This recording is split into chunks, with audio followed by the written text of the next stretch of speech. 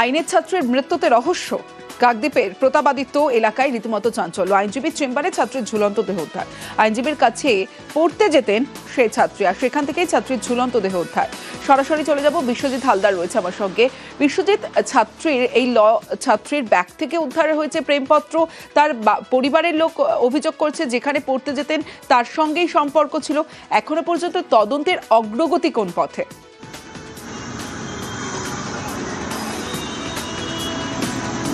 হ্যাঁ দেখো, এই মুহূর্তে কিন্তু ওই আইনজীবীকে কিন্তু ধরার চেষ্টা চালাচ্ছে কাকদ্বীপ থানার পুলিশ। একেবারে পরিবারের যেটা সবথেকে গুরুত্বপূর্ণ অভিযোগ, যে ওই আইনজীবীর যে চেম্বার, সেই চেম্বারে সিসিটিভি লাগানো ছিল। সেই সিসিটিভির ফুটেজ যখন সেই ঘটনার সময় কিন্তু এই সিসিটিভি ফুটেজটা কিন্তু ডিলিট করা হয়েছে। তাহলে প্রশ্ন তুলতে শুরু করেছেন পরিবাররা, তাহলে এই যে কি ঘটনা ঘটেছিল সেটা তাহলে ডিলিট করা হলো, কে ডিলিট করলো?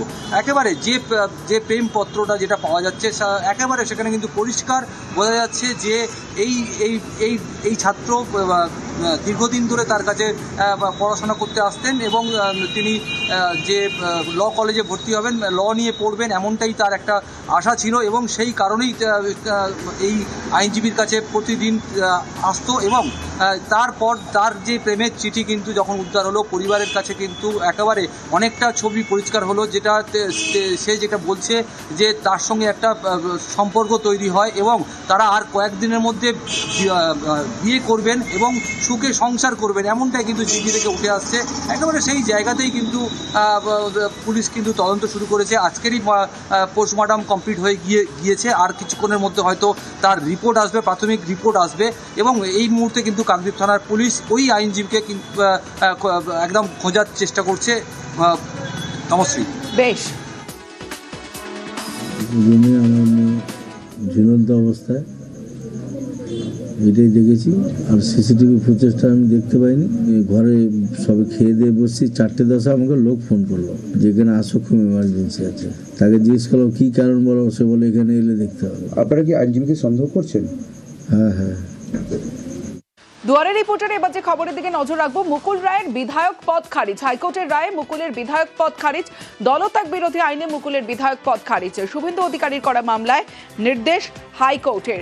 মুকুল রায়কে পিএসসি চেয়ারম্যান করার সিদ্ধান্ত খারিজ করা হয়েছে। সরাসরি চলে যাব, আমার সঙ্গে আমার প্রতিনিধি রয়েছে। তার আগে আরো একবার জানাই, মুকুল রায়ের বিধায়ক পদ খারিজ, হাইকোর্টের রায় মুকুলের বিধায়ক পদ খারিজ। অর্ণব হাজরা রয়েছে আমার সঙ্গে। অর্ণব, এই যে মুকুলের বিধায়ক পদ খারিজ এবং হাইকোর্ট যে নির্দেশ দিল, হাইকোর্টের ব্যাখ্যা কি?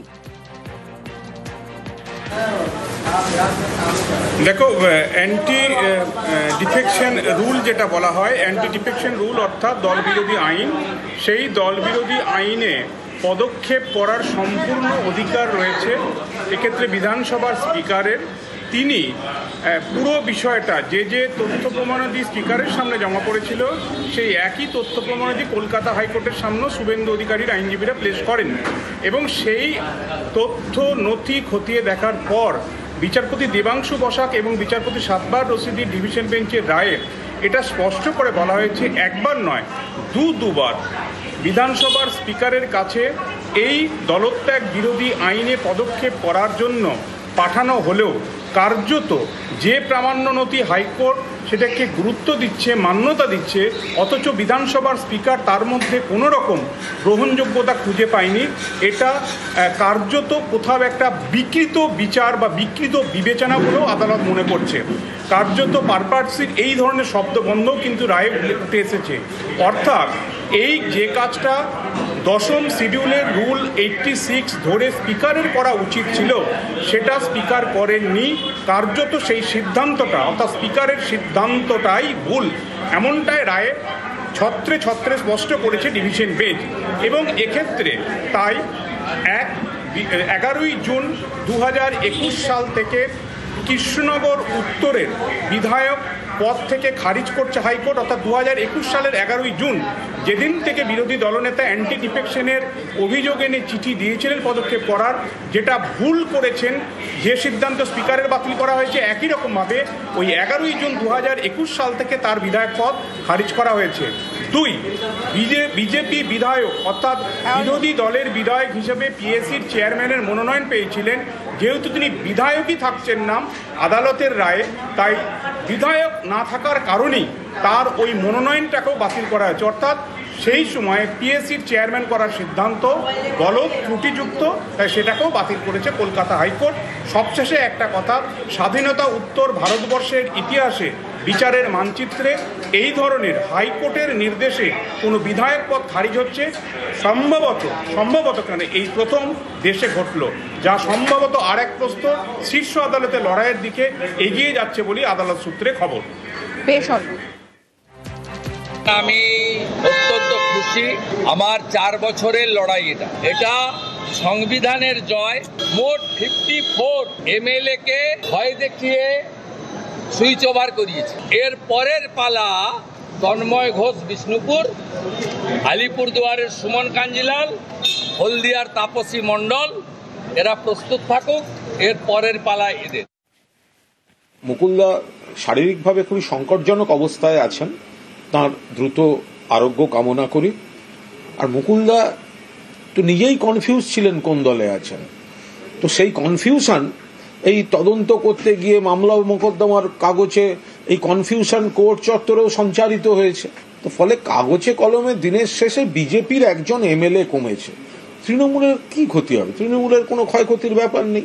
বিজেপির এ বিষয়ে কথা বলার কোনো অধিকার নেই, কারণ যে বিজেপি একের পর এক রাজ্যে অন্য দলের বিধায়ক ভাঙিয়ে যারা সরকার গঠন করেছে, এই রাজ্যেও 21 সালে মনে নেই যোগদান মেলা কারা করেছিল, যোগদান মেলা। তো তারা নীতিজ্ঞান শোনাবে সারা ভারতে যারা দলবদল করানোর জন্য সিবিআই ইডি কে ব্যবহার করছে, তাদের মুখ থেকে এখানে কোনো বড় বড় কথা শুনবো না। ইডি স্ক্যানারে 11.5 ঘন্টার ফোন কল। ধৃত আজাদ মল্লিকের সঙ্গে ইন্দুভূষণের 557 বার ফোন কলে কথা হয়। আজাদের দুটি ও ইন্দুভূষণের একটি মোবাইলের ফরেনসিক। সরাসরি চলে যাব, আমার সঙ্গে অমিত সরকার রয়েছে, কথা বলবো অমিতের সঙ্গে। অমিত, তার মানে ইডি আধিকারিকদের নজর এবার ফোন কল, SMS, চ্যাট, এই সমস্ত বিষয়।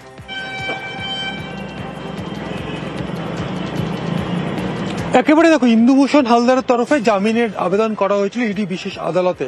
সেখানে জামিনের বিরোধিতা করতে গিয়ে ইন্দুভূষণ হালদার এবং পাক নাগরিক আজাদ মল্লিক, যাকে ইডি গ্রেপ্তার করেছিল, বর্তমানে তিনি জেল হেফাজতে রয়েছে, তাদের মধ্যে যে টেলিফোনিক কনভারসেশন হয়েছে, প্রায় 11.5 ঘন্টার টেলিফোনিক কনভারসেশন, অর্থাৎ প্রায় 1.5 বছর ধরে তাদের মধ্যে যে কনভারসেশনগুলো হয়েছে মোবাইলে, সেখানে দেখা যাচ্ছে প্রায় 557 বার তারা টেলিফোনিক কনভারসেশন পাওয়া যাচ্ছে। সেখানে তার টোটাল যদি ঘন্টায় করা হয়, সেক্ষেত্রে দেখা যাচ্ছে 11.5 ঘন্টা।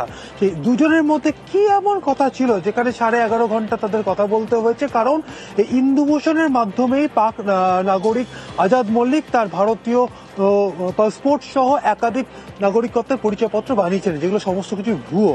সেক্ষেত্রে নিজের পাসপোর্ট বা নাগরিকত্বের জন্য প্রয়োজনীয় আধার কার্ড, ভোটার কার্ড তৈরি করে হয়ে যাওয়ার পরও কি এমন প্রয়োজন ছিল যেখানে ইন্দুভূষণের সঙ্গে তিনি যোগাযোগ রেখেছিলেন, সেই বিষয়টা তদন্ত করে আধিকারিকরা জানতে চাইছেন বা তদন্তকারী সংস্থা ইডি জানতে চাইছেন। এবং এখনো পর্যন্ত যে তদন্ত উঠে এসছে, প্রায় 550-র বেশি বাংলাদেশি নাগরিকদের জন্য ইন্দুভূষণ অনলাইনে পাসপোর্টের আবেদন করেছিলেন।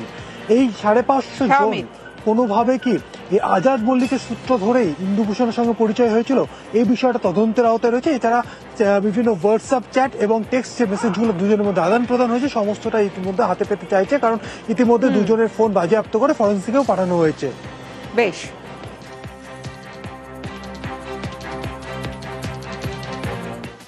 মাত্র 5 থেকে 10,000 টাকা আপনি দিলেই পেয়ে যাচ্ছেন জাল জন্ম ও মৃত্যু শংসাপত্র। খড়িবাড়ির জাল শংসাপত্র তৈরিতে জালে আরো একজন ফাঁসি দেওয়ায় পাইকপাড়ায় অবৈধ কারবার, সাইবার ক্যাফের আড়ালে জাল শংসাপত্র তৈরি। শংসাপত্র, জাল জন্ম মৃত্যু শংসাপত্র, ভুয়ো আধার কার্ড তৈরি। গ্রেফতার অভিযুক্ত সুব্রত ঘোষ ওরফে লিটনকে গ্রেফতার করা হয়েছে। সরাসরি চলে যাব, বিশ্বজিৎ মিশ্র রয়েছে আমার সঙ্গে। বিশ্বজিৎ, এই লিটনের সম্পর্কে কি জানা যাচ্ছে? কত বছর ধরে এই জাল শংসাপত্র তৈরি করত লিটন?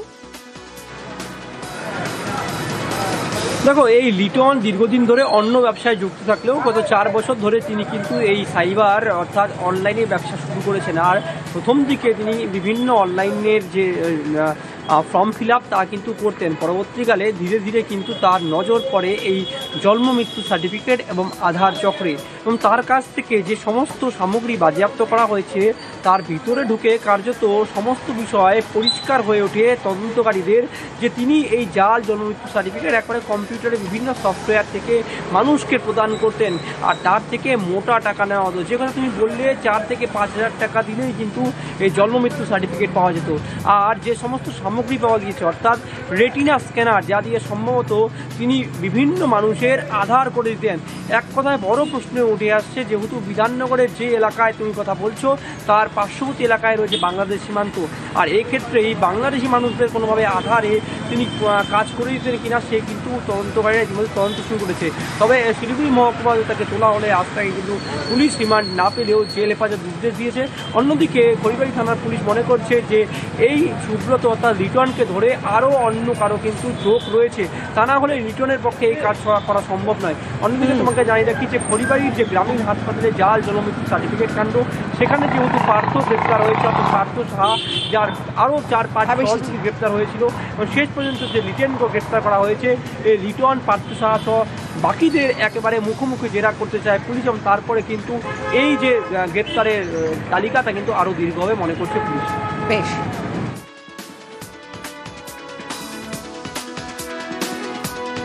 বাংলাদেশি পরিচয় লুকিয়ে প্রতারণা, এগরায় অভিযুক্ত স্বর্ণ ব্যবসায়ী শেখ সত্তার পলাতক। পুরনো সোনা দিয়ে নতুন গয়না তৈরির নামে প্রতারণা, নগদ অ্যাডভান্স নিয়ে কোটি টাকা প্রতারণার অভিযোগ। সরাসরি চলে যাব, পঙ্কজ রয়েছে আমার সঙ্গে। পঙ্কজ, এটা তো এই যে কোটি টাকার প্রতারণার অভিযোগ রয়েছে, নিশ্চয় 1-2 দিনে হয়নি, দিনের পর দিন এই ঘটনা ঘটিয়েছে এই সত্তার। কিভাবে গোটা ঘটনাটা সামনে এলো? দেখো, তো অবশ্যই একেবারে এগরা জেট থানার একেবারে একটি বাড়ি ভাড়া করে সোনার দোকান করে, যেক্ষেত্রে পুরনো গয়না তারা গালিয়ে যেখানে নতুন গয়না তৈরি করার আশ্বাস দেয় গ্রাহকদের। গ্রাহকরা দিনের পর দিন তারা যখন 4 বছর ধরে এই শেখ সত্তার দোকান খুলে বসেছে, তারা বিশ্বস্ত অর্জন করে ফেলেছে। তারা কিন্তু বিশ্বস্ত অর্জন করার ফলেই কিন্তু দেখবে গ্রাহকেরা তারা কিন্তু সোনা গয়না তৈরি করতে নগদ অর্থ, এবং কেউ কেউ মেয়ের বিয়ে দেওয়ার জন্য সোনা তৈরি করতেও পয়সা দিয়েছিল। সেক্ষেত্রে গত মঙ্গলবার রাত থেকে এই সোনা ব্যবসায়ী বাড়ি থেকে নিখোঁজ। তারা জানতে পারে যে তাদের সোনার প্রতারণা হয়েছে। সেক্ষেত্রে তারা আজকে সকালে এসে তারা কিন্তু যখন দেখেন যে তার শাটার বন্ধ করা রয়েছে, তখনই তারা কিন্তু বিক্ষোভ দেখায় এবং ঘটনাস্থলে এগরা থানার পুলিশ আসে, পুরো বিষয় তদন্ত করছে। যেখানে আধার কার্ড পাওয়া গেছে, সেই আধার কার্ডে কিন্তু সেই ব্যক্তি যে শেখ সত্তার, তার নাম কিন্তু হুগলি জেলার বাসিন্দা বলে এমনটাই পরিচয় পাওয়া যাচ্ছে। সেক্ষেত্রে গ্রাহকরা তাদের গচ্ছিত অর্থ তারা যে দিয়ে তারা যে সোনার গয়না তৈরি করতে দিয়েছিলেন, তারা কিন্তু প্রতারণার শিকার হয়েছে এমনটাই কিন্তু তারা মনে করছেন। তাই তারা দিশাহারা হয়ে পড়েছেন। তারা কিন্তু গ্রাহকরা অভিযোগ করেছেন এগরা থানায়, আর অভিযোগ পেয়ে গ্রাহকদের অভিযোগ পেয়ে এগরা থানার পুলিশ পুরো ঘটনা তদন্ত শুরু করছেন। তমস্যা বেশ, তিনি যখন এসছে এখানটায় বোধহয় 5 বছর মতন হয়েছে এখানে দোকান খোলা। তারপরে হঠাৎ সেদিনকে কালকে পরশুদিন সে তার দোকানের কাওয়ারটা খোলা আছে সকালবেলা, যখন সবাই চাবে যে দোকানি কোথায় গেছে, দোকানি খুঁজে খুঁজে সব আউট। তারপরে লোকগুলো এসছে, আসার পরে বলছে কে বলছে আমার 4 লাখ, কে বলছে আমার 6 লাখ, কে বলছে আমার 7 লাখ, এইরকম করে সবাই কাছ থেকে সে টাকা ঝেড়েছে। আর গয়নাগাটিও ছিল। আমাদের বাঙালি হলে একটু কথাটা আলাদা রকম, আর তাদের কথা একটু মানে উড়ান ভাবের, মানে বাংলাদেশের মতন কথা এসাই চলছে। ওই ভয়ে তিনি হয়তো আউট হয়ে গেছে। সেদিনকে গয়না নিয়ে গেছি, আর একটা গয়না পুরানো গয়না বানাতে দিয়েছিলাম, দিয়ে সে দেয়নি। 12 গ্রাম সোনা দেওয়া হয়েছিল, দেবে বলে আর দেয়নি আর কি। মানে এই যে চলে যাবে আমরা বুঝতে পারিনি। উনি কোথাকার ব্যক্তি কোনো জানেন না, কোনো জানি না। আমরা জানি যে আমদানি থেকে এসছে, এইখানে থাকতো। মঙ্গলবার দিন তার দোকান বন্ধ ছিল, শাটার উঠা ছিল। সন্ধ্যার সময় এসে একবার দোকানে ঢুকেছে, মোবাইল রেখে দিয়ে পালিয়ে গেছে। আর সকাল থেকে খোঁজা পড়ছে, সবার গয়নাগাঠি আছে, তাকে দেখতে পাওয়া যাচ্ছে না। থানা থেকে লোক এসেছিল, এসে দেখে ওরা চলে গেছে। ও তো বাসিন্দার কোথায় আছে আমরা জানি না। হুগলি বলে না, ধুলাগড় থেকে নেমে যেতে হয়। দুয়ারে রিপোর্টার এবার আপনাদের দেখাবো অঝরে কাঁদলেন বিএলও। ছবিটা দেখুন প্রথমে। ট্রেনিং এ গিয়ে কাজের চাপে কান্না। কাটোয়ার ৭৯ নম্বর বুথে বিএলও দেবাশিস দাস। আমি বলছিলাম গলায় দড়ি দিয়ে চলে যাবো, আমার চাকরি দরকার নেই, আমাকে সকস করুন, আমাকে মেরে ফেলুন, আমাকে গুলি করে দিন, আমাকে মেরে ফেলুন। আমি প্রথম থেকে মেডিকেল দিয়েছি যে আমার শারীরিক অসুস্থতা, আমি পারবো না। তারপরে এখন বসেছে ডাটা এন্ট্রি করতে হবে। আমি কষ্ট করে আমার স্ত্রীকে নিয়ে আমি সব বাড়ি বাড়ি বিলি করেছি। তারপরে এখন ফর্ম আমাকে কালেক্ট করতে হবে, সামনে কার্তিক পুজো, তারপরে একটা একটা করে এন্ট্রি করতে হবে। আমি কি করে সম্ভব আমার দ্বারা? সরাসরি চলে যাব, আমার সঙ্গে রণদেব রয়েছে, রণদেবের সঙ্গে কথা বলবো। রণদেব, বিএলও রীতিমতো কাঁদছেন দেবাশিস দাস। তিনি বলছেন আমাকে মেরে ফেলুন, শোকজ করুন, চাকরির পর্যন্ত প্রয়োজন নেই, এমনটাও তিনি দাবি করছেন। কি বক্তব্য তার? কমিশন এই নিয়ে এখনো পর্যন্ত কোনো প্রতিক্রিয়া দিয়েছে? দেখো, প্রথমত বলি যে এই ঘটনার প্রায় 4 ঘন্টার পর বিএলও দেবাশিস দাস কাটোয়ার ব্লক আধিকারিকের কাছে তার অসুস্থতার যে আবেদন আমাদের কাছে করেছিল সেই আবেদনপত্র লিখিতভাবে জানানোর পরে যে মহকুমা প্রশাসন এখন চিন্তা ভাবনা করছে যে তাকে মেডিকেল বোর্ডে পাঠানো হবে। কাটোয়া মহকুমা হাসপাতালের মেডিকেল বোর্ড করা হয়েছে 4 সদস্যের। সেখানে যদি সে আনফিট হয় তাহলেই তাকে এই রেহাই দেওয়া হবে কমিশনের কাছ থেকে, আর না তো তাকে কাজ করতে হবে। ইতিমধ্যে 3 জন আবেদনপত্র দিয়েছিলেন মেডিকেল অসুস্থতার কারণে, মেডিকেল বোর্ডে পাঠানো হয়েছিল। তাদেরকে বলা হয়েছে কাটোয়া মহকুমা হাসপাতাল থেকে যে 7 দিনের বিশ্রাম নিতে, বিশ্রামের পর তারা ফের এসআইআর এর কাজে যুক্ত হতে পারবে। কাটোয়ার মহকুমা শাসক অনির্বাণ বসু এই তথ্য জানিয়েছেন। এদিকে ওই বিএলও দেবাশিস দাস ৭৯ নম্বর বুথের যে অপারগ হয়ে নিজেকে আত্মহত্যা করার হুমকিও দিয়েছিল প্রশাসনের কাছে, সেই বিএলও কিন্তু বিকালের দিকে দ্বিতীয় পর্যায়ে যে প্রশিক্ষণ হয়েছিল সেই প্রশিক্ষণ কিন্তু কাটোয়া 1 নম্বর ব্লকে নিয়েছে বলে কাটোয়ার মহকুমা শাসক আমাদেরকে জানিয়েছে। এবং ওই বিএলওর যে দাবির সঙ্গে আরও কয়েকজন বিএলও কিন্তু ওর দাবিকে সহমত করে তারাও অব্যাহতি চাইছে। কারণ এই অবস্থায় সারা দিন কাজ করার পরে এসআইআর এর বিল ফর্ম বিলি করার পরে সেই ফর্মকে আবার ডিজিটালাইজেশনের ট্রেনিং নিয়ে সেটাকে সেই নথি আপলোড করতে গিয়ে যে 3টে সমস্যা মুখ্যত দেখা যাচ্ছে, একটা নেটওয়ার্ক, একটা সময়, আর একটা হচ্ছে অ্যাসিস্ট্যান্ট। যবে প্রশাসন সূত্রে যেটুকু জানা যাচ্ছে অনেক বিএলওকে অ্যাসিস্ট্যান্ট দেওয়া হবে এবং নেটওয়ার্কের বিষয়টাও দেখা হবে। আর এই সমস্ত চাপের জন্যই রীতিমতো কেঁদে ফেললেন বিএলও।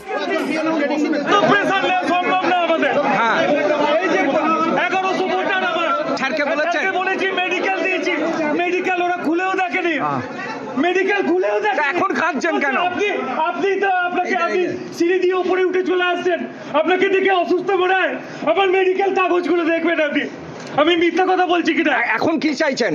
আমি চাইছি আমি ডিউটি আমি করতে চাই না, আর যদি করতে হবে ডাটা এন্ট্রি আমি করতে পারবো না। আমি ফর্ম কালেকশন করে তুলে দিতে পারবো আমার স্ত্রীকে নিয়ে। তারা বিভিন্ন দাবি দেওয়ার কথা জানিয়েছে, কিন্তু আমরাও তাদেরকে জানিয়েছি আমরা কমিশন যেরকম আমাদের নির্দেশ দিয়েছেন আমরা সেই সময়সীমা মেনেই চলব। আপনাদের শারীরিক যদি অসুস্থতা থাকে আপনারা তার সপক্ষে কাগজপত্র জমা দিয়ে আবেদন করুন। আমরা এই আবেদনটা মহকুমা হসপিটালে পাঠাবো। মহকুমা হসপিটালে যে মেডিকেল বোর্ড আছে তারা যদি ডিসিশন নেন যে তারা সত্যিই শারীরিকভাবে অসুস্থ, মেডিকেল বোর্ড থেকে যেরকম আমরা তথ্য পাবো সেই তথ্য অনুযায়ী আমরা কমিশনকে জানাবো। তারা যেরকম নির্দেশ দেবেন আমরা সেরকম। ডেটা এন্ট্রি করার জন্য রীতিমতো কেঁদে ফেললেন বিএলও, যে ছবি আপনারা দেখলেন। এবার দেখাবো যে এসআইআর ফর্মে ডেটা এন্ট্রির দায়িত্বে নারাজ বিএলওরা। ডেটা এন্ট্রির দায়িত্ব থেকে অব্যাহতি চেয়ে বিক্ষোভ, মেদিনীপুরের বিডিও অফিসে বিক্ষোভ বিএলওদের। সরাসরি চলে যাব, আমার সঙ্গে আমার প্রতিনিধি শোভন রয়েছে, শোভনের সঙ্গে কথা বলবো। শোভন, বিএলওদের কি বক্তব্য? বিডিওকে স্মারকলিপি দিল, বিডিও কি বললেন?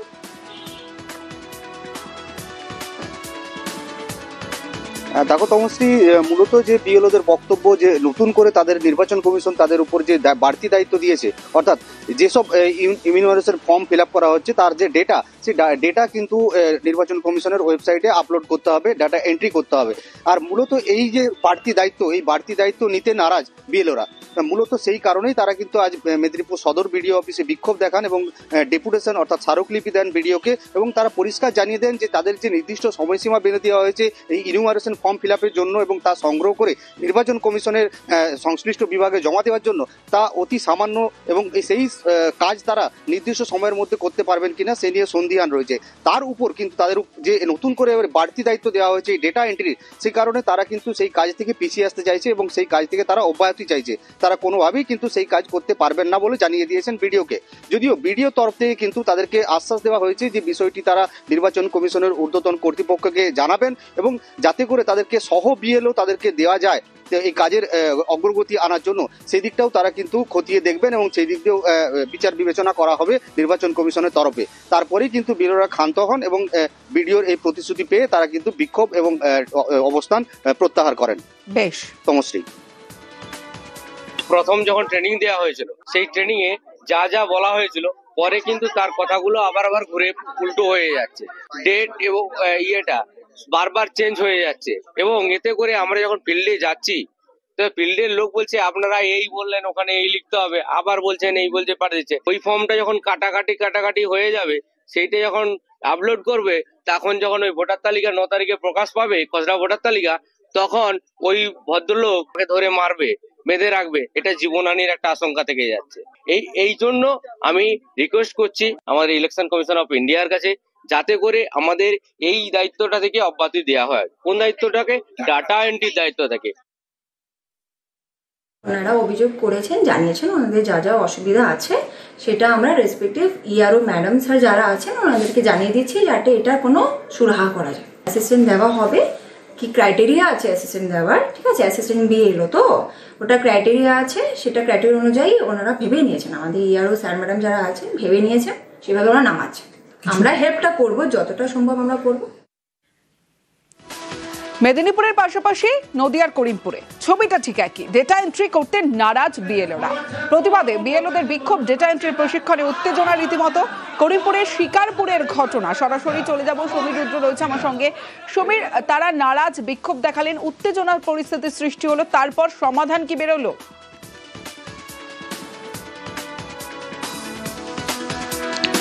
কোনো সমাধান বেরোয়নি তারা, কারণ শেষ পর্যন্ত তারা এই যে ট্রেনিং সেটা বয়কট করেন এবং সেখানকার যে আধিকারিক ছিলেন তার কাছে একটা স্মারকলিপি তারা জমা দেন এবং জমা দিয়ে কিন্তু তারা বয়কট করে চলে আসেন। এবং তাদের যেটা বিক্ষোভের কারণ, এই যে এসআইআর চালু হয়েছে 4 তারিখ থেকে শুরু হয়েছে এবং 4 ডিসেম্বর পর্যন্ত এই ফর্ম কালেকশন এবং সেগুলো দেওয়ার যে ফিল আপ করার যে সময় বেঁধে দেওয়া হয়েছে, এর পাশাপাশি তাদেরকে দায়িত্ব দেওয়া হয়েছে ডেটা এন্ট্রি করার।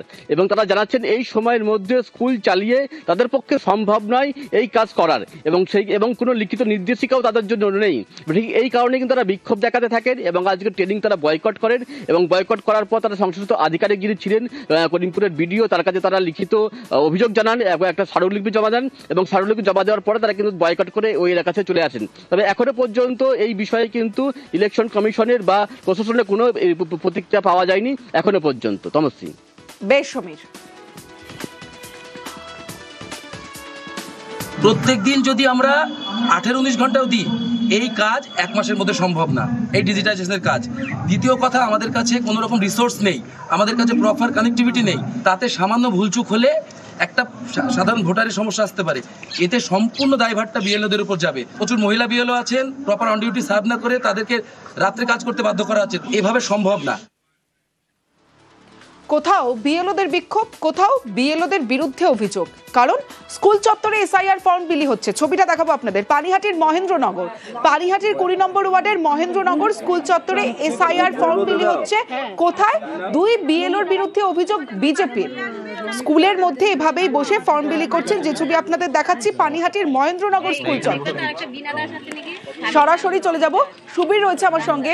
সুবীর, অভিযোগ মিথ্যে এমনটা বলা হচ্ছে, কিন্তু ছবিতে তো স্পষ্ট যে স্কুলের মধ্যেই এই ফর্ম বিলি করছেন বিএলও, আমরা ছবিটা দেখতে পাচ্ছি।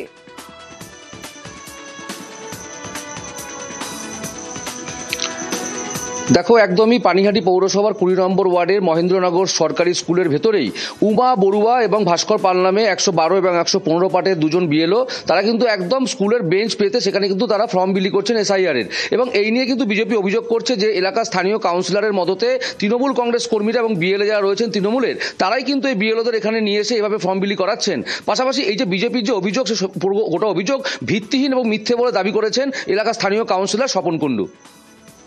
বেশ সুবীর।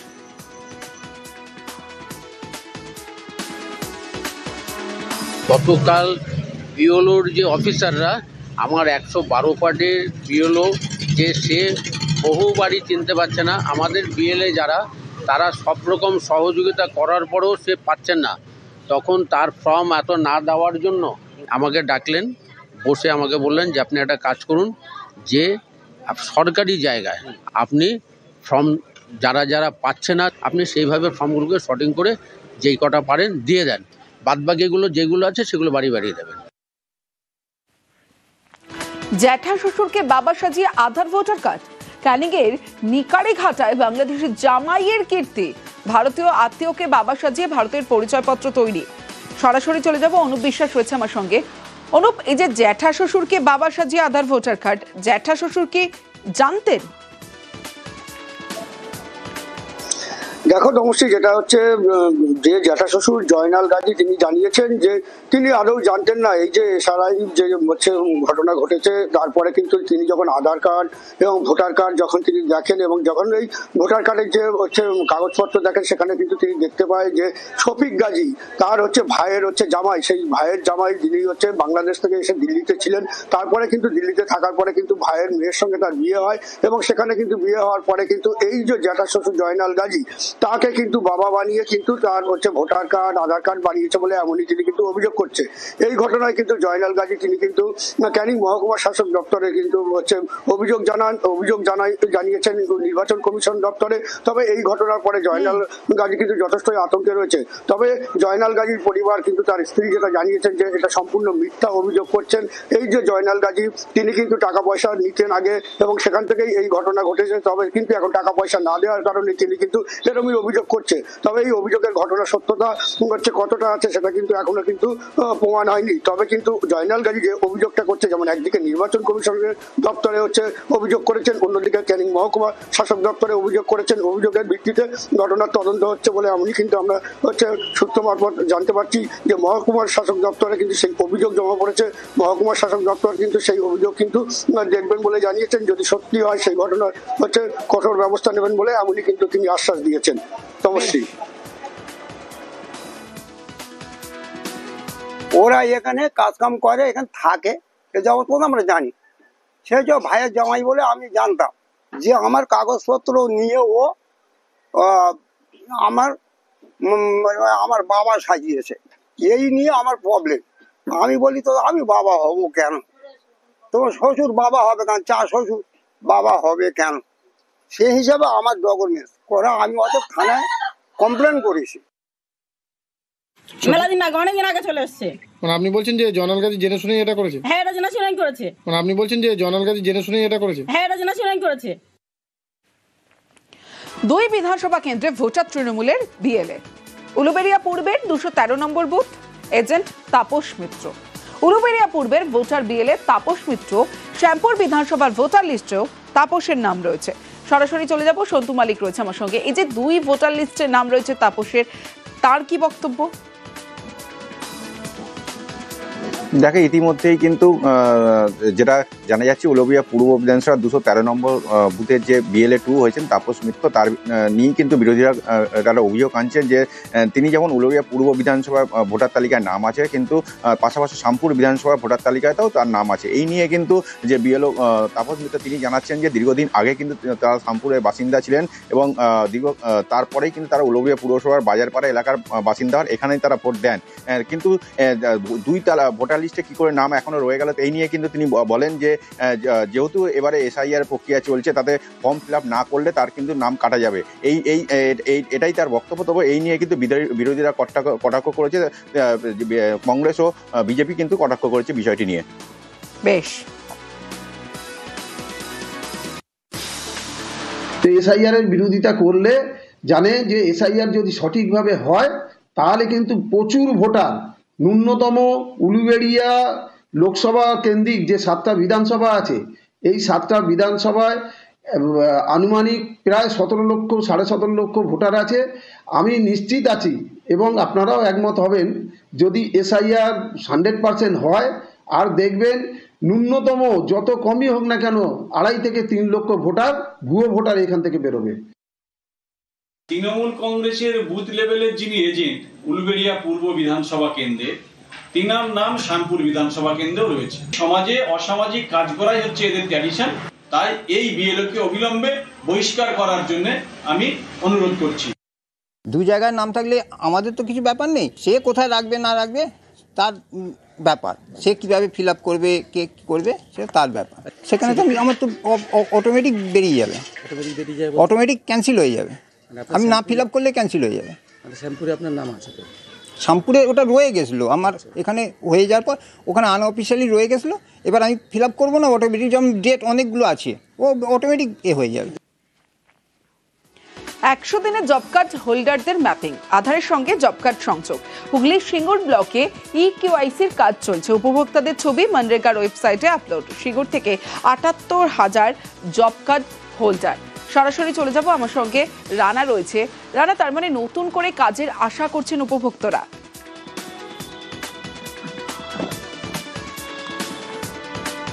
একদমই তাই। দেখো তমসী, যেহেতু হাইকোর্টের একটা নির্দেশ রয়েছে যে 100 দিনের কাজ অবিলম্বে রাজ্যে চালু করতে হবে, সেই অনুযায়ী সিঙ্গুর ব্লকে দেখা গেল গত দুদিন ধরে শুরু হয়েছে এই এনজিএনআরএস যে প্রকল্প। সেই 100 দিনের প্রকল্প যারা প্রকৃত জব কার্ড হোল্ডার আছে তাদের সাথে আধার কার্ডে ইকেওয়াইসির মাধ্যমে সংযুক্তকরণের কাজ চলছে। যেখান থেকে এটা থেকে একটা তথ্য পাওয়া যাবে যে কতগুলো প্রকৃত হচ্ছে বৈধ জব কার্ড হোল্ডার রয়েছে, জীবিত বা মৃত, তার একটা যেমন স্বচ্ছ তালিকা পাওয়া যাবে। তার পাশাপাশি আগামী দিনে যদি বায়োমেট্রিক পদ্ধতিতে যদি কাজ করে যে সমস্ত জব কার্ড হোল্ডাররা, সেখানে কিন্তু একটা তাদের ক্ষেত্রে একটা সুবিধাও পাওয়া। বেশ, বোঝা যাচ্ছে না।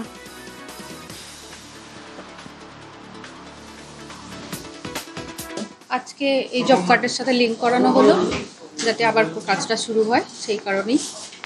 আর আমরা এর আগে প্রথম থেকেই কাজ করেছি, কাজ করে লকডাউনের মতন পরিস্থিতিতে কাজ করে অনেক উপকারও হয়েছে, কিন্তু লাস্ট 18 দিনের পয়সাটা এখনো পাইনি। যে কাজ যত শুরু হোক সবারই ভালো হয়, আর পয়সাটা যেটা আটকে আছে সেটা যদি পাওয়া যেত তো ভালোই হতো।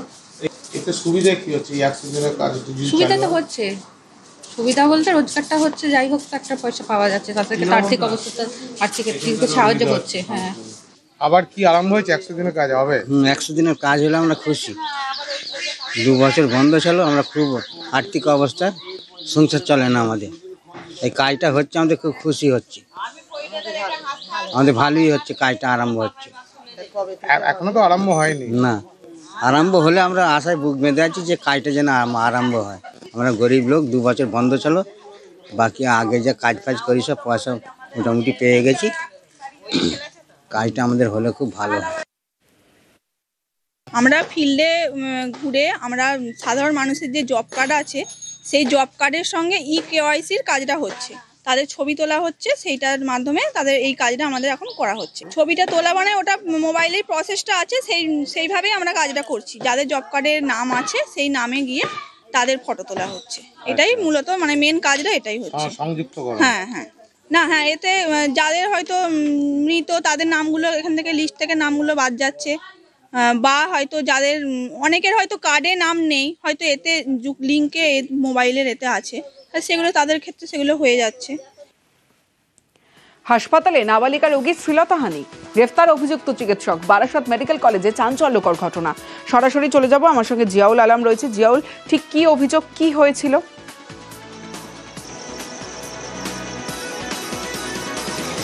দেখো, একেবারে বারাসত মেডিকেল কলেজ হাসপাতালে এক নাবালিকা কে শিলতহানি করার অভিযোগ, অর্থাৎ অ্যাপেন্ডিক্স নিয়ে হাসপাতালে ভর্তি হয়েছিল এবং অ্যাপেন্ডিক্স অর্থাৎ অপারেশন থিয়েটারে সেখানে একজন একেবারে চিকিৎসক তাকে শিলতহানি করে, এমনটাও তার পরিবারের অভিযোগ। এবং অভিযোগের ভিত্তিতে কিন্তু অর্থাৎ এই চিকিৎসকের বাড়ি বিহারে, তিনি তৃতীয় বর্ষে বারাসত মেডিকেল কলেজ হাসপাতালে তৃতীয় বর্ষের ছাত্র এবং তাকে শিলতহানি করে এবং তারপরেই কিন্তু অভিযোগের ভিত্তিতে বারাসত থানার পুলিশ গ্রেপ্তার করে। এবং বারাসত থানার সুপার যেটা হাসপাতালের সুপার যেটা স্পষ্ট করে জানান যে নির্দিষ্ট অভিযোগ হয়েছে তখন ছাত্রী যখন অ্যাপেন্ডিক্স অপারেশন নিয়ে যখন বেডে শুয়েছিলেন সেই সময় তাকে শ্লীলতাহানি করে, এমনটাও কিন্তু হাসপাতাল সূত্রেই খবর। এবং তার পরিপ্রেক্ষিতে এই নাবালিকা ছাত্রীর পরিবার ইতিমধ্যেই থানায় অভিযোগ দায়ের করে। অভিযোগের ভিত্তিতে কিন্তু ইতিমধ্যেই অভিযুক্ত একেবারে চিকিৎসককে গ্রেপ্তার করে এবং তিনি বিহারের বাসিন্দা। কিন্তু যেভাবে এই ঘটনা, ফলে কঠোর শাস্তি চায় এমনটাও কিন্তু হাসপাতাল সূত্রে এবং পরিবার সূত্রে এমনটা জানা গেছে। তমশ্রী, এটা পুলিশ পুরো ব্যাপারটাই গতকাল থেকে ইনভেস্টিগেশন করছে, আর ইনভেস্টিগেশন তাদের তরফ থেকে পুরোপুরি হচ্ছে। আমাদের কাছ থেকে যা সহযোগিতা করার সব রকম সহযোগিতা আমরা তাদের করছি। হাসপাতালে জেলা শাসক আসবে, তাই হাসপাতালের ভোল বদল কি করা হলো? জেলা শাসকের মন পেতে মিষ্টি বিলির প্রস্তাব। মালদার হরিশ্চন্দ্রপুর গ্রামীণ হাসপাতালে এমনটাই অভিযোগ, কিন্তু জেলা শাসকের কি মন জিতলো এই হাসপাতাল? সরাসরি চলে যাব, আমার সঙ্গে সেবক রয়েছে, সেবকের থেকে জানবো। সেবক, জেলা শাসক এলেন, তারপর কি হলো?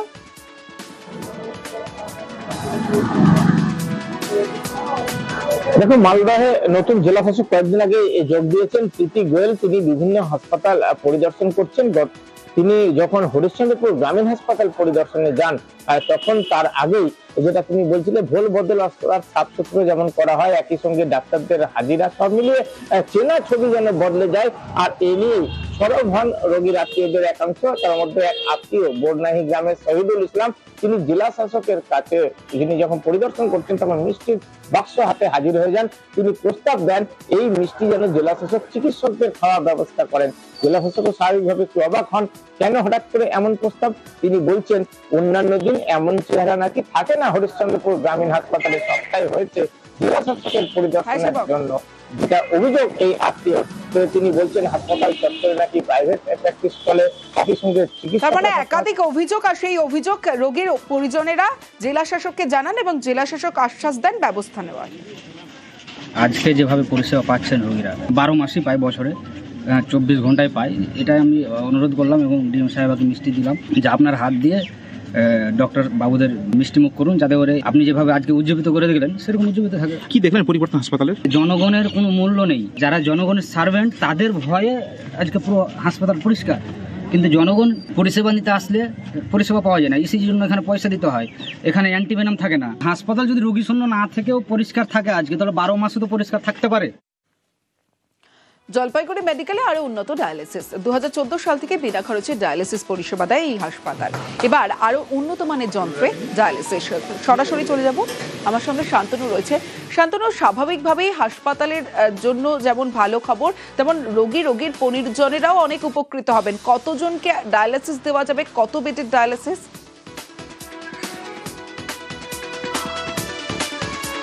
দেখো, 5 বেডের কিন্তু এখানে ডায়ালিসিসের ব্যবস্থা রয়েছে। পাশাপাশি দৈনিক অর্থাৎ দিবারাত্রি মিলিয়ে 25 জনকে পরিষেবা দেওয়া যাবে বলে মেডিকেল কলেজ কর্তৃপক্ষ জানিয়েছেন। এবং এই পরিষেবা 2014 সাল থেকে চলছে। বহু মানুষ কিন্তু এর ফলে উপকৃত হচ্ছেন। শুধু জলপাইগুড়ি জেলা নয়, প্রতিবেশী কোচবিহার জেলার বড় অংশের একটা মানুষই কিন্তু জলপাইগুড়ি মেডিকেল কলেজের সদর হাসপাতালের উপর নির্ভরশীল এবং তারাও কিন্তু এখান থেকে পরিষেবা পেয়ে আসছেন। কিন্তু দীর্ঘ সময় ধরে একটি মেশিন চলার ফলে কিন্তু দেখা যাচ্ছিল যান্ত্রিক সমস্যা। সেই কারণে কিন্তু মেডিকেল কলেজ কর্তৃপক্ষ উদ্যোগী হয় যাতে এই যন্ত্রগুলোকে বদলে আরো আধুনিক, আরো উন্নত মানের যন্ত্র সংযোজন ঘটানো যায়। সেই সংযোজনই ঘটলো। সেই সঙ্গে কিন্তু গোটা যে পরিষেবার যে কেন্দ্রটাই রয়েছে, যেটাকে বলা হয় ডায়ালিসিস বিভাগ, টোটালটাই কিন্তু ফুল লঞ্চে বদলে দেওয়া হয়েছে। একেবারে আধুনিক বেড থেকে শুরু করে আধুনিক যন্ত্রাংশ, উন্নত মানের যন্ত্রাংশ ব্যবস্থা করা হয়েছে। প্রতিবার কিন্তু প্রতিটা 5টি বেডের ব্যবস্থা রয়েছে, অর্থাৎ 5 জন করে, 5 সকাল থেকে রাত 25 জনকে ডায়ালিসিস দেওয়া যাবে বিনামূল্যে। আজ দুয়ারে রিপোর্টারে সবশেষ আপনাদের দেখাবো 45 দিন আংশিক বন্ধ থাকবে নবদ্বীপের গৌরাঙ্গ সেতু। 15 নভেম্বর থেকে 31 ডিসেম্বর যান নিয়ন্ত্রণ করা হয়েছে সেতুতে। সংস্কারের কাজ চলবে এই গৌরাঙ্গ সেতুতে। সরাসরি চলে যাব, রঞ্জিত রয়েছে আমার সঙ্গে। রঞ্জিত, একদিকে যে ভোগান্তি বাড়বে তা তো বোঝাই যাচ্ছে যাত্রীদের, কিন্তু ঘুর পথে কোন পথে যাতায়াত করবেন যাত্রীরা?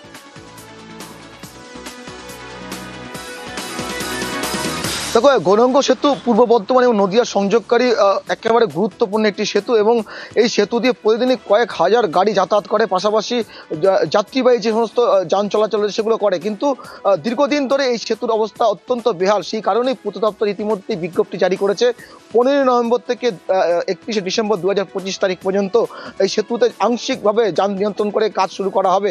সেই কারণে কিন্তু কিছুটা হলেও যাত্রী ভোগান্তি বা যান চলাচল ভোগান্তি হবে। সেই ক্ষেত্রে ঘুর পথে কল্যাণী ইস্যুগুপ্ত সেতু, সেখানেও যান চলাচল ভারী যান চলাচল চলে না, তবে একেবারে বালি সেতু সেখান দিয়ে যান চলাচল করতে হবে, অথবা বহরমপুর দিয়ে মুর্শিদাবাদ চলাচল করতে হবে ভারী গাড়িগুলোকে। সেই কারণে কিছুটা সমস্যা হলে হতে পারে। তবে 45 দিন ধরেই কিন্তু কাজ হবে আংশিক বন্ধ রেখে, কখনো সকাল 6টা থেকে বিকেল সন্ধ্যে 6টা পর্যন্ত, কখনো সন্ধ্যে 6টা থেকে সকাল 6টা পর্যন্ত, দিনে 12 ঘন্টা যান নিয়ন্ত্রণ করা হবে, এমনটাই বিজ্ঞপ্তি জারি করেছে পূর্ত দপ্তর। ইতিমধ্যে জেলা শাসকের দপ্তর থেকে নোটিশ জারি করা হয়েছে এবং বিষয়টি অত্যন্ত গুরুত্বপূর্ণ বলে মনে করছে পূর্ত দপ্তর এবং জেলা প্রশাসন। সেই কারণে আগে থেকে বিজ্ঞপ্তি জারি করা হয়েছে এবং 45 দিন ধরেই এই সেতুর মেরামতির কাজ চলবে এবং দীর্ঘদিন এই সেতু গৌরাঙ্গ সেতু। বেশ।